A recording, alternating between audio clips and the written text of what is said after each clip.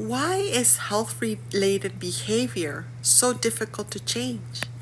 Good morning, friends. If you don't know who I am, my name is Jessica, and I engage in conversations about weight loss, weight-related disease education, and how to achieve weight loss in an affordable way that honors the way we all live.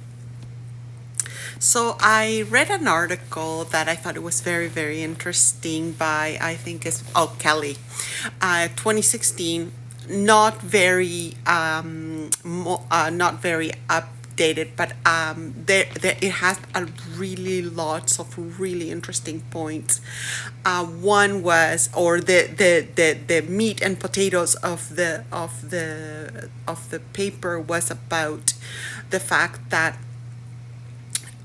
behaviors that require for someone individual to change are not very simple, as that one individual just needs to change. It has to do with social, it has to do with political, it has to do from like environmental, policymakers.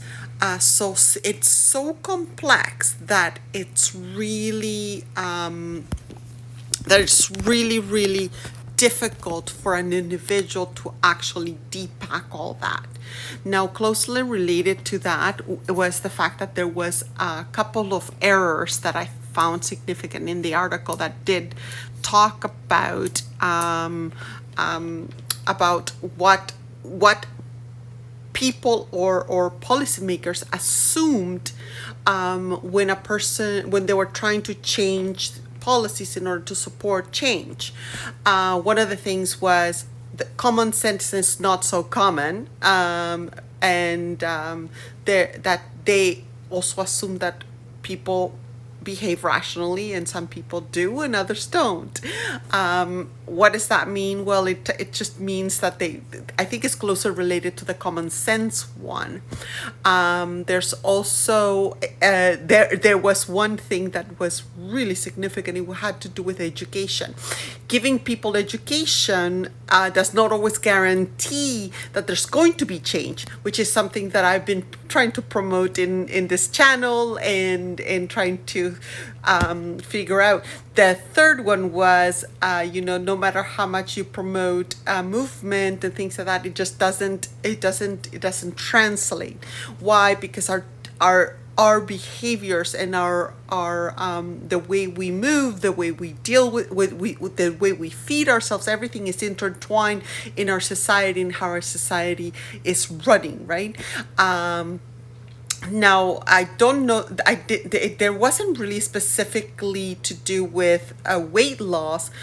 They had diabetes, they were throwing in smoke, cessation, and they had alcoholism and things like that. But why I wanted to bring that is that, the interesting fact was that all of us are married to our phone, and there's a lot of hours that get sucked up into how we manage that interaction, and not to say that it's good or bad. I think that that is neither here, but you cannot ignore the fact that there's mental health attached to our phone and how we are now.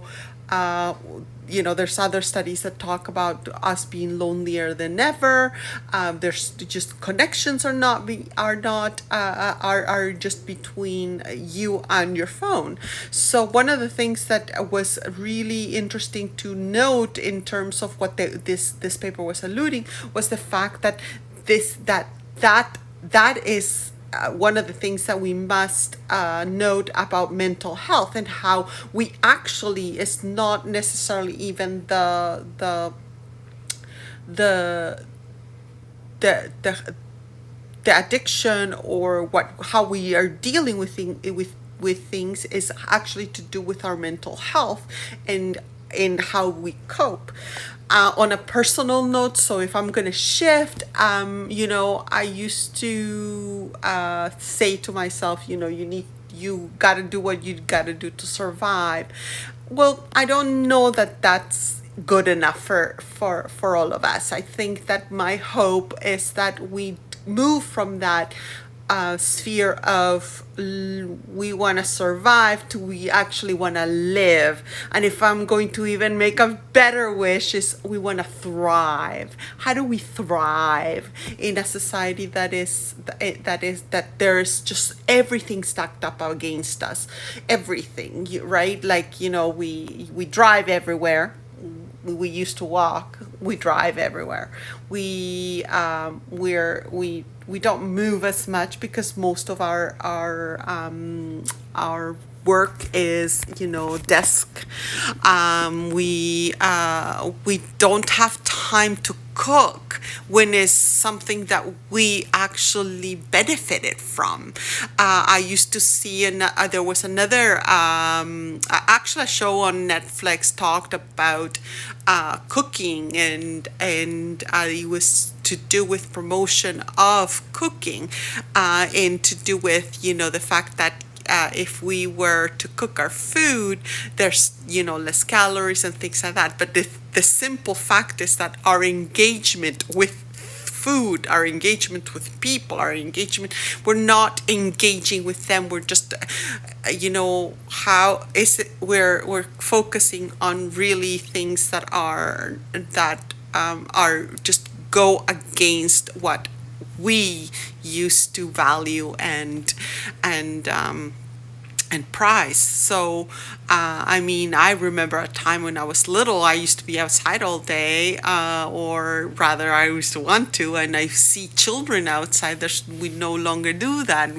I wonder why. Is it that now are we, fear and all that stuff? Is it valued or warranted? Is it warranted? I don't know. But one of the things is that, going back to the behavior piece, is that it's not so easy. It's really truly not. And I don't expect you or all my friends to change overnight, but I'm hoping that with my story and with the way that I am losing, and the slow approach, and the move, and introducing small things might add value to what we're doing here, which is supporting each other through weight loss. And anyway, I hope you enjoyed this chat. And if you like it, or if you like to look for more similar videos, they're in my page, Jessica RN. Click and subscribe. You know what to do. And I'll see you Monday.